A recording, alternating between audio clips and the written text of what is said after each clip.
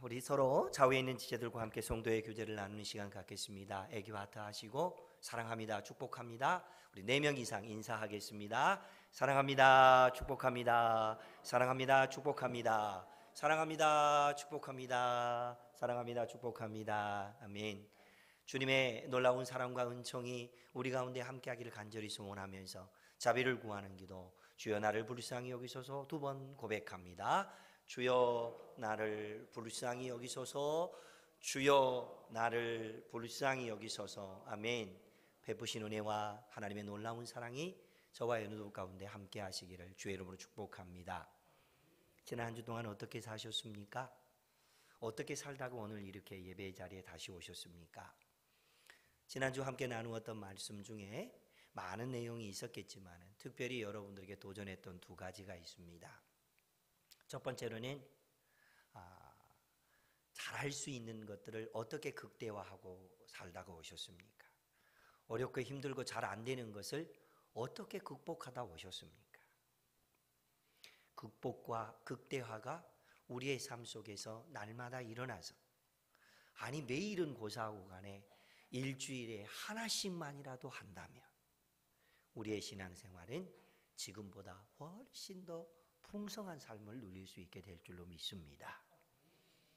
2번째로는 우리가 성령 충만해야 하는데 이게 이 성령 충만이라는 게 우리 마음과 의지대로 잘 되지 않는 것이고 어찌 보면 너무 막연한 것이 될 수 있습니다. 좋은 것인 줄은 알겠지만 구체적으로 어떻게 하는 것인지 우리가 잘 붙들지 못하는데, 지난주 성령 충만은 그리스도의 말씀을 내 안에 풍성하게 하는 것이 성령 충만이다, 그렇게 말씀을 전했습니다. 한 주간 동안 그리스도의 말씀을 여러분 안에 풍성히 간직하다 오셨습니까? 극대화가 되고 극복이 되고 그리스도의 말씀으로 우리의 삶을 풍성하게 가꾸다가 오늘 다시 이 예배 자리에 오신 여러분들은 주님 앞에서 진정 잘 될 수밖에 없습니다. 그런 놀라운 은총이 우리 가운데, 우리 각 사람의 삶 가운데 늘 함께 하시게 되기를 주의 이름으로 축복합니다. 지난 주간에는 오병이어 기적과 관련된 말씀을 계속해서 새벽마다 묵상을 했습니다. 요한복음 6장 1절부터 71절까지 굉장히 많은 내용이었습니다. 예수님께서 장정 5,000명, 어린아이, 여성, 노인까지 합하면 건 2만 명 정도 되는 인원들을 보리떡 5개와 물고기 2마리로 기적을 일으켜서 먹이신 그 기적 사건이죠. 그리고 그 기적이 있고 난 다음에 수많은 무리들이 예수님을 따라왔습니다. 쫓아왔습니다. 그런데 예수님께서는 그들이 왜 나를 쫓아왔는지, 왜 이곳까지 풍랑을 건너서 갈릴리 호수를 건너서 이 가버나움까지 또 찾아왔고 회당까지 또 왔는지 그 상황을 너무 잘 알고 계셨습니다. 그래서 예수님께서는 요한복음 6장 26절에 그 찾아온 무리들에게 이렇게 말씀하셨습니다. 하나님의 말씀을 함께 읽어볼까요? 너희가 나를 찾은 것은 표적을 본 까닭이 아니요 떡을 먹고 배부른 까닭이로다. 떡을 먹고 배불렀기 때문에 예수님이 행하신 기적보다는 예수님이 하나님의 아들로 이 땅에 오셨고 우리의 구주로 오셨다라고 하는 이 사실보다는 떡을 먹고 배불렀기 때문에, 그리고 로마의 정부로부터 우리를 구출하고 구원해낼 수 있는 왕이 될 수 있다라고 하는 그 마음 때문에 찾아온 것을 우리 주님은 알고 계셨습니다. 그런데 이 상황과 관련해서 오늘 본문 말씀에는 이런 말씀이 기록되어 있습니다. 말씀으로 너희를 깨끗하게 하여. 그러면 유대인들이 예수님을 기적을 행하신 하나님의 아들 예수가 아닌 떡을 먹여주신 분으로 알고 예수님을 따라온 모습은 말씀으로 깨끗해진 모습은 아닙니다. 그래서 오늘 말씀은 말씀으로 깨끗해지는 신앙, 그리고 오늘 본문 말씀 7절에서 말씀하고 있는 것처럼 영광스러운 교회로 세워지는 모습, 말씀으로 깨끗해지는 교회, 영광스러운 모습으로 새로워지는 교회, 이 모습이 어떤 것일까? 그것이 교회다움이죠. 그것이 교회가 교회되는 모습이죠. 그래서 오늘은 말씀으로 깨끗해지는 신앙, 영광스러운 교회의 모습 겸하여서 그것이 우리를 통하여 교회다움이 되고 교회가 교회되는 그 믿음의 역사를 이루어내기 위해서 어떻게 해야 할까? 그 은혜를 함께 나누는 시간을 갖도록 하겠습니다. 실제적으로 오늘 본문에 있는 말씀은 우리에게 굉장히 익숙한 말씀입니다. 그 익숙한 이유가 아마 목사님들이 주례를 해서 이렇게 결혼을 하신 분들이나 자녀들을 그렇게 출가하신 분들이나 또는 목사님이 주례를 하시는 그런 예식을 참여하신 분들은 아마 10번 중에 7번 정도는 대부분 이 말씀을 가지고 목사님들이 설교를 하시기 때문입니다.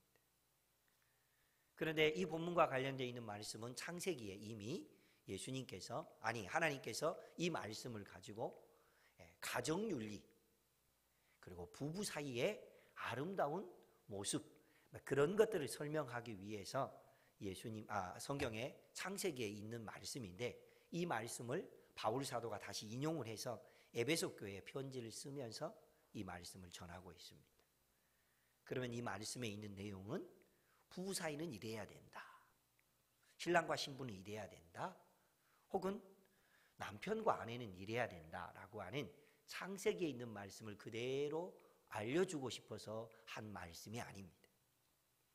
이 말씀은 부부 사이의 모습이 그러하듯이 남자와 여자 혹은 남편과 아내의 모습이 그러하듯이 교회의 모습이 진정한 교회다운 모습이 되어야 된다라고 하는 것을 말해주고 있는 내용입니다. 그래서 오늘 본문에 있는 말씀은 엄밀히 말하면 가정윤리나 부부 사이에 있는 말씀을 하려고 하는 것이 아니라 그 관점으로 교회론에 대한 것을 말해주고 있습니다. 영적인 가족, 공동체로서의 교회다운 모습, 그 교회론이 어떠해야 되느냐 하는 것을 말해주고 있는 것입니다. 그래서 우리는 영적인 가족으로서 공동체로서의 교회다움이 어떤 모습인지 오늘 본문 말씀을 통해서 잘 새겨보면서 이따가 제가 예배가 마치고 나면은 또 재직 세미나를 하겠습니다만은 그 내용과 연결시켜서 우리 교회가 교회다운 교회가 되려면 우리의 신앙생활을 통해 세워지는 우리 아는 교회가 하나님의 이름을 높이는 영광스러운 교회가 되려면 어떻게 하면 될까? 어떻게 해야 할까? 그 부분에 대해서 도전을 하고 함께 은혜를 나누는 시간이 되었으면 좋겠습니다. 누차 말씀드립니다. 교회는 건물이 아닙니다. 그렇다고 해서 어떤 프로그램도 아닙니다. 교회는 어떤 순서도 아닙니다. 교회는 어떤 행사를 하는 것도 아니고 형식도 아닙니다. 교회는 하나님께서 부르셔서 모인 사람들의 모임이 교회입니다. 예수님을 믿는 사람들의 모임이 교회입니다. 그래서 이 교회를 다른 말로는 특별한 공동체다 이렇게 말합니다. 그런데 이 특별한 공동체를 신학자들과 신약 성경에서는 이미 우리가 에베소서 6장 초기에 하나님 말씀을 나누면서 이렇게 말씀드렸습니다. 교회는 신비이다. 신비한 거예요. 사람들이 억지로 세울 수 있다고 세워지는 것도 아니고 사람들이 그것을 억지로 막고 되지 못하도록 회방을 놓는다고 해서 되지 않는 것도 아니고 하나님께서 친히 세우기를 원하시는 교회는 신비로서 우리 가운데 하나님이 허락하신 선물이 되는 줄로 믿습니다. 그렇다면 이 교회가 하나님이 기뻐하는 깨끗한 모습, 말씀으로 깨끗해지는 모습, 하나님의 영광을 드러내는 교회의 모습, 그래서 교회의 다움이 드러나는 것, 교회가 교회되게 하려면 어떻게 해야 될까? 제가 많이 고민이 됐습니다. 일주일 내내 고민을 했습니다. 도대체 어떤 말씀으로 은혜를 나누어야 우리 성도들의 모습이 오늘 예배소서를 통하여서 교회론을 말하고 있는 사도 바울의 그 중심 속에 감동하셨던 예수님의 마음을 우리가 함께 나눌 수 있을까 하고 고민하고 기도하면서 찾아낸 영적인 은혜를 함께 나누겠습니다. 첫 번째로는 받는 자리보다 변화의 자리로 옮겨야 한다. 따라해 보겠습니다. 변화의 자리로 옮겨야 한다. 그렇습니다. 받는다라는 것은요, 죄송합니다. 마이크 볼륨을 조금만 낮춰주시겠습니까? 네. 우리가 변화의 자리를 간다 하는 것은 받는 자리를 벗어나는 것입니다. 받는다, 무슨 뜻인 것 같습니까? 흔히 하는 말로 은혜 받았습니다 라는 표현입니다. 은혜는 받았는데 변화가 안 되면 그거는 성도다움도 아니고 교회다움도 아니고 그 모습을 통하여서 하나님의 영광스러움을 나타내는 교회의 모습도 될 수 없습니다. 받는 자리는 어떠합니까? 달콤합니다. 받는 자리는 만족이 있습니다. 그러나 이 만족과 혹은 달콤함, 여기에서 우리가 머물러 있어서는 안 됩니다. 교회다움이 되려면 우리는 하나님 안에서 변화의 자리로 나아가야 합니다. 변화의 자리는 다른 말로는 씻는 것이며 아픈 것입니다. 왜 씻는 것이고 아픈 것일까요? 하나님의 말씀이 우리가 받으면은, 그 말씀을 받고 나면 우리 가운데 찔림이 있기 때문입니다. 내 모습 속에서 하나님이 기뻐하는 모습이 이루어지지 못하고 있구나 라고 찔림이 있기 때문에 아픕니다. 또한 말씀을 받고 나면 우리의 속사람이 말씀 앞에 드러나기 때문에 우리의 수치스러운 모습이 나타납니다. 그러므로 성도는 기꺼이 씻는 자리, 변화의 자리로 옮겨가야 합니다. 씻는 자리, 변화의 자리로 옮겨가되 받는 자리를 떠나보내고 그렇게 살았던 아름다운 신앙을 가졌던 사람들이 많이 있겠지만은 그 대표 중에 한 사람이 구약 성경에 기록되어 있는 욥입니다. 그는 받는 자리가 너무 흡족했습니다. 얼마만큼 많이 받았죠? 많은 자녀가 있었고요. 풍성한 짐승들과 많은 땅을 소유하는, 우리가 하는 말로 축복받은 사람입니다. 얼마나 많이 받았던 사람입니까? 근데 불의의 사고로 인하여서 자녀들이 죽고 가지고 있는 모든 소유를 잃게 되고 난 다음에 그는 인간인지라 불평을 하고 원망을 했던 그런 일들이 있었습니다. 받는 자리에 대한 만족으로만 살고 있었던 그가 변화의 자리가 무엇인지를 깨닫기 시작하면서부터 그의 삶 속에 놀라운 일들이 일어납니다. 욥기 42장 5절 말씀, 그는 변화로 인하여 씻음을 경험하고 난 다음에 이렇게 고백합니다. 한 목소리로 하나님 말씀을 읽습니다. 내가 주께 대하여 귀로 듣기만 하였사오나 이제는 눈으로 주를 배움나이다. 아멘.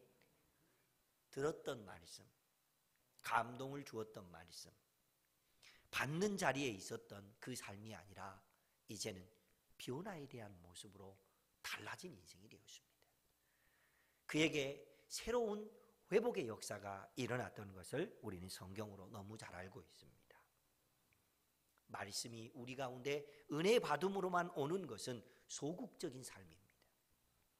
그러나 말씀이 우리 가운데 들어왔을 때 그 안에서 내가 저 말씀대로 살아보리라 라고 말씀으로 우리가 깨끗함을 힘입고 변화에 대한 도전을 하는 모습, 그것은 적극적인 신앙생활입니다. 사랑하는 성도 여러분, 우리가 교회다움을 이루어내려면, 하나님이 기뻐하시는 영광스러운 교회를 만들어내려면 받음으로 멈추지 마시고 이제는 변화에 대한 도전을 하며 살아갈 수 있는 믿음의 사람들 되시기를 주의 이름으로 축복합니다. 두 번째입니다. 두 번째로는 듣는 자리보다는 교제의 자리로 나아가야 합니다. 함께 읽어봅니다. 교제의 자리로 나아가야 한다. 그렇습니다. 오늘 본문 말씀은 이미 말씀드렸던 것처럼 교회론에 대한 말씀입니다.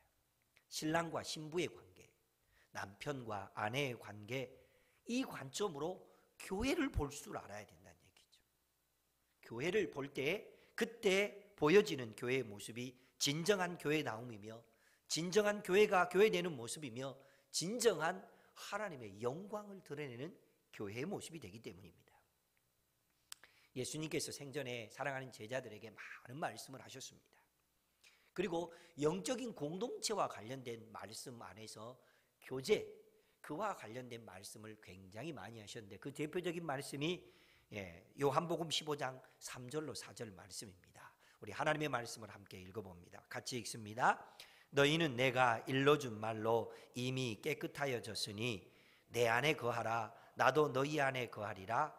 가지가 포도나무에 붙어있지 아니하면 스스로 열매를 맺을 수 없음같이 너희도 내 안에 있지 아니하면 그러하리라.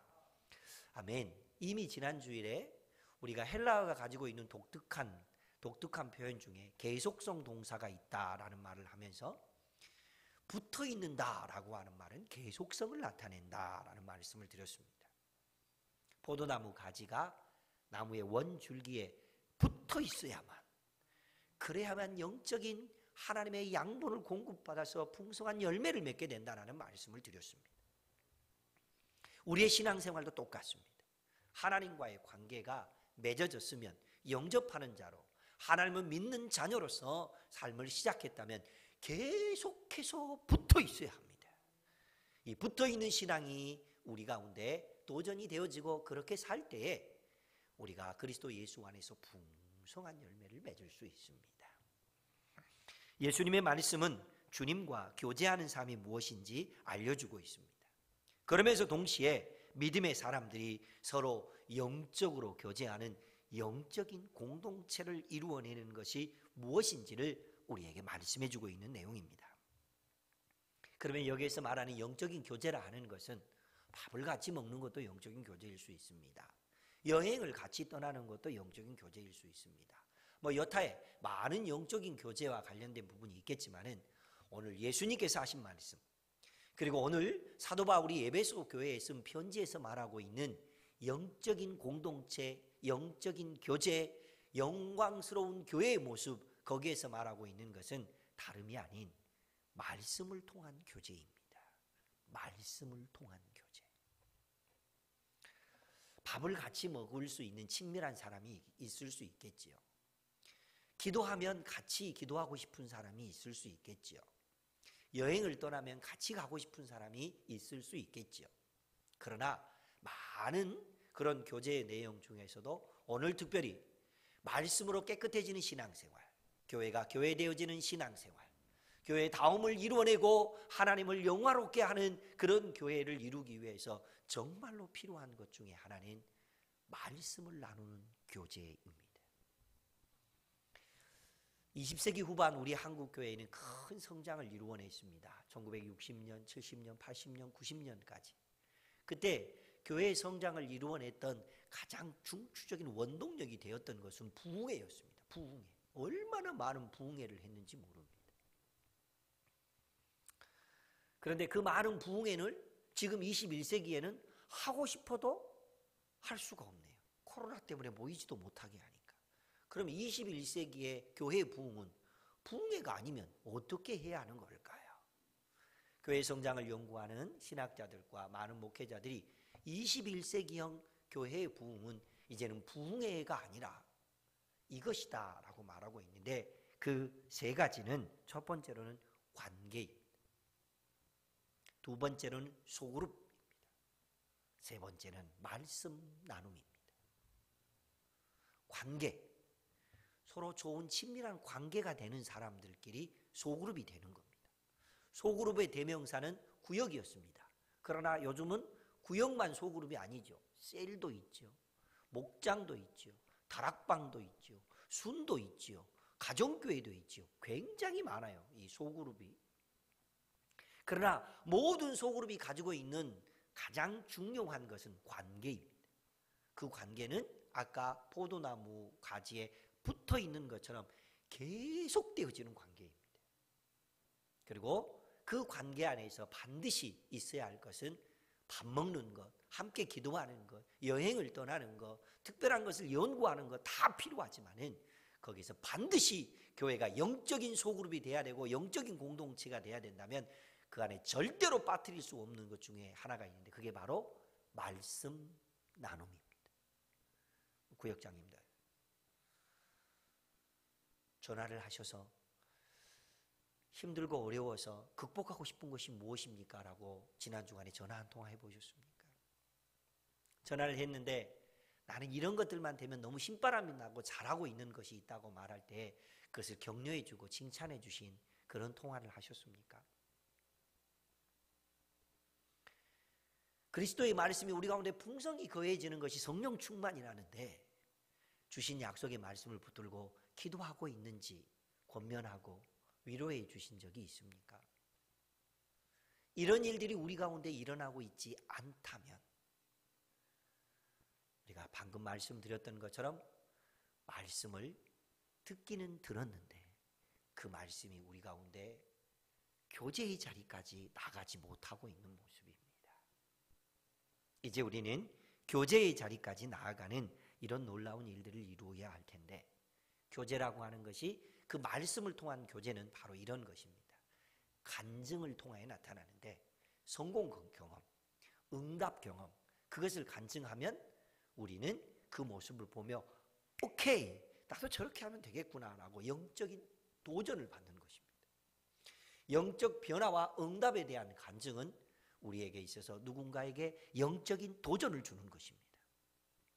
또 반대로 어떤 일도 있습니까? 안 됩니다. 어렵습니다. 힘듭니다. 실패를 했습니다.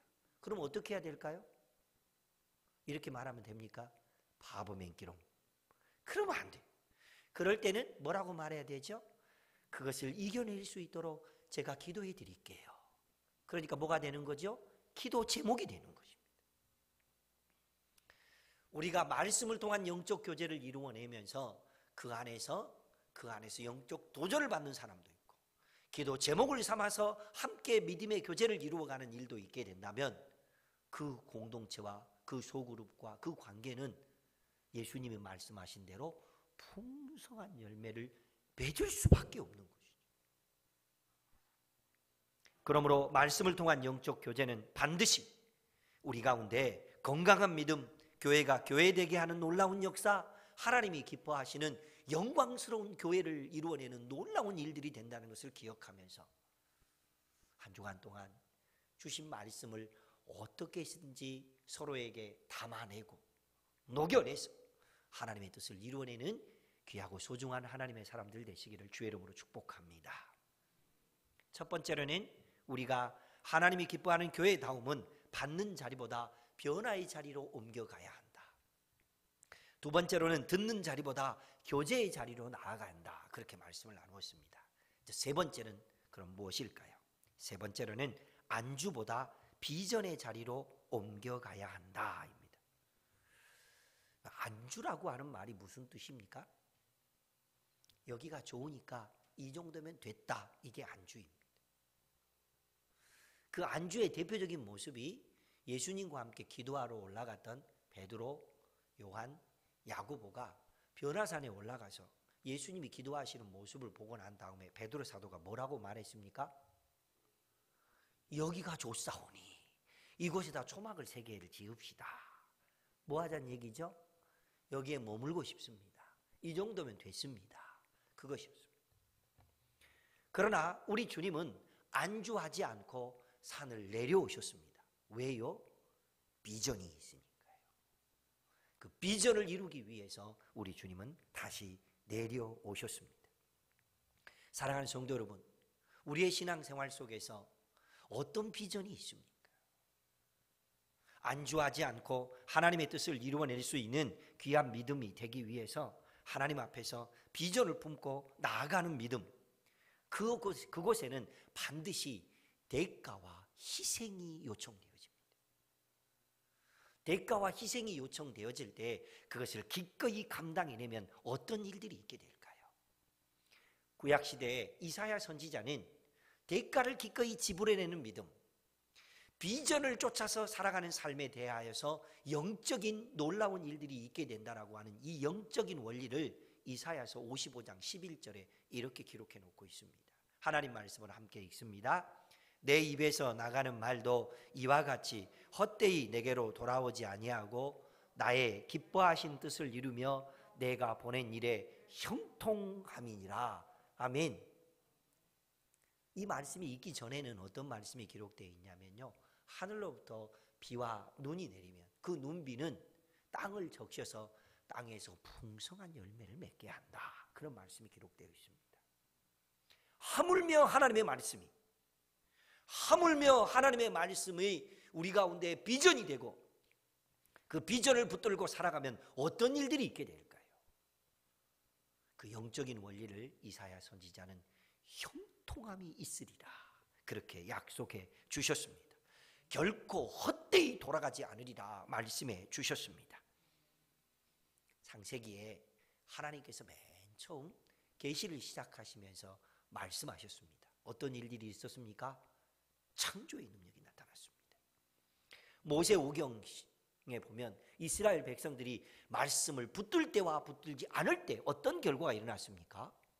역사서를 읽을 때 이스라엘 백성들과 왕들이 하나님의 말씀을 붙들고 비전을 향하여 나아갈 때와 그러지 못할 때 어떤 결과가 있었습니까? 이사야 선지자를 비롯해서 구약의 수많은 선지서 안에 이스라엘 백성들이 하나님의 말씀 안에서 비전을 가지고 나아갈 때와 그냥 머물러 있을 때 어떤 결과가 있었습니까? 사도시대 예수님께서 세우신 귀한 사도들을 통하여 믿음의 교회들이 하나님의 약속의 말씀을 붙들 때와 그렇지 못할 때 어떤 결과가 있었습니까?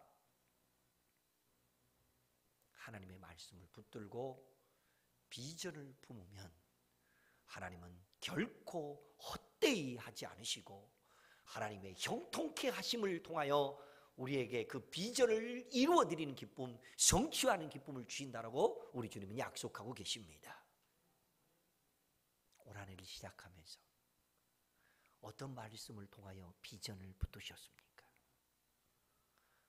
지금 우리 교회가 앞으로 하나님이 기뻐하는 교회가 되고 교회다운 교회가 되어야 되며 교회다움을 이루어서 하나님이 기뻐하는 영화로운 교회가 되어야 한다면, 영광스러운 교회가 되어야 된다면 우리는 무슨 비전을 품어야 될까요? 오늘 우리가 함께 도전하면서 하나님의 놀라운 일들을 이루어낼 때에 창조의 능력이 되시는 그 하나님의 말씀을 통하여 우리가 비전을 붙들면, 비전을 품으면, 비전을 만나면 하나님은 그것을 반드시 이루게 하시고 성취시켜 주실 줄로 믿습니다. 그것은 우리 개인을 위한 도전이기도 하며 우리 가정과 자녀들을 위한 도전이며 우리 구역과 교회를 위한 도전입니다. 그리고 제가 와서 우리 동두천을 위해서 품고 기도하면서 누누이 함께 외치고 있는 것처럼 희망을 주는 교회가 되었을 때에 우리 교회를 통해서 이 동두천이 달라지게 될 줄로 믿습니다. 우리 교회를 통해 세워진 다음 세대들이 그 꿈을 먹고 자랄 때에 우리 한국 사회를 바꾸어낼 수 있는 비전의 사람이 될 줄로 믿습니다. 그 일을 반드시 이루어내는 저와 여러분들 되시기를 주의 이름으로 축복합니다. 사랑하는 성도 여러분, 우리의 신앙생활 속에서 이 정도면 됐다고 생각하는 초보적인 신앙, 은혜 받음으로 머물러 있는 초보적인 신앙, 말씀을 들었으니 그걸로 족하다고 생각하는 이런 초보적인 신앙이 되어서는 안 됩니다. 주님께서 우리를 성숙한 믿음의 사람, 우리를 통하여서 교회의 됨을 이루어내는 믿음의 사람, 우리를 통하여서 하나님을 영화롭게 하는 영광스러운 교회를 만들어내기를 원하는 그 놀라운 일들을 이루시기 위해서는 택하여서 우리를 먼저 하나님의 자녀 삼아 주신 것, 이건 너무 감사한 일입니다. 그러나 여기에 머물러 있어서는 안 됩니다. 택하여 하나님의 자녀 삼아 주신 은혜를 힘입었다면 이제는 우리의 공동체가, 우리의 교회가 주님이 기뻐하는 참 교회가 되어서 교회의 다움을 이루어내는 것, 그것이 우리 교회를 향하신 우리 주님의 간절한 소원입니다. 이 소원을 이루어드리는 사람이 될 수 있기를 주의 이름으로 축복합니다. 이제 우리는 주님의 뜻이 무엇인지 알았습니다. 주님이 주시는 말씀을 품는 것이 성령 충만이었습니다. 그 말씀으로 깨끗해지는 것이 하나님이 기뻐하신 일들이었습니다. 그래서 변화를 이루어가고 믿음의 교제를 이루어나며 하나님이 기뻐하시는 비전의 사람이 될 수 있도록 옮겨가는 것, 그것이 우리 하나님께서 우리에게 요청하시는 놀라운 은혜입니다. 이제 어떻게 사시겠습니까? 이제 어떻게 하나님의 뜻을 이루어드리면서 사시겠습니까? 여러분, 교회가 교회된다라고 하는 말, 우리를 통하여 우리 아는 교회가 교회의 다움이 된다라고 하는 말, 우리 공동체를 통하여서 하나님이 기뻐하는 주님께 영광이 되는 교회가 세워진다고 하는 말, 이런 말 들으면 꿀꿀하십니까? 가슴이 뛰지 않습니까? 그래요. 이 가슴이 뛰는 이 믿음을 가지고 이번 한 주간도, 그리고 우리의 삶을 들여서 하나님의 영광을 위해 살아가는 복된 인생들 되시기를 주의 이름으로 축복합니다. 우리 함께 변화의 자리, 교제의 자리, 비전의 자리로 나아갑시다. 반드시 우리 하나님께서는 우리의 손을 붙드시고 우리를 통하여 놀라운 일들을 이루어 주실 줄로 믿습니다.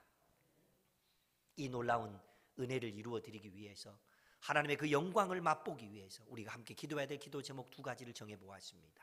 함께 읽고 기도하는 시간 갖겠습니다. 같이 읽습니다. 1. 영적 도전과 기도 제목을 성장과 변화의 기회로 삼게 하옵소서. 교제 안에서 영적 도전이 있고 교제 안에서 서로를 위해서 중보기도하는 기도의 제목이 있었을 때 그 안에서 우리는 성장이 일어나고 변화가 일어나게 될 줄로 믿습니다. 두 번째, 함께 읽습니다. 변화, 교제, 비전의 자리 위에 우리 아는 교회를 세워 주옵소서. 그럼 어떻게 기도하시겠습니까? 변화, 교제, 비전의 자리 위에 나를 세워주십시오. 우리의 자녀들을 세워주십시오. 우리의 가정과 구역과 우리 아는 교회를 세워주십시오. 그리고 우리 한국 교회를 그렇게 세워주십시오. 이렇게 믿음의 기도를 하며 나아갈 때 하나님께서 우리와 함께해 주실 줄로 믿습니다. 주신 약속의 말씀을 품고 주의 이름을 한번 간절히 부르면서 2분 정도 함께 믿음의 기도를 드리며 나아갑니다. 주여!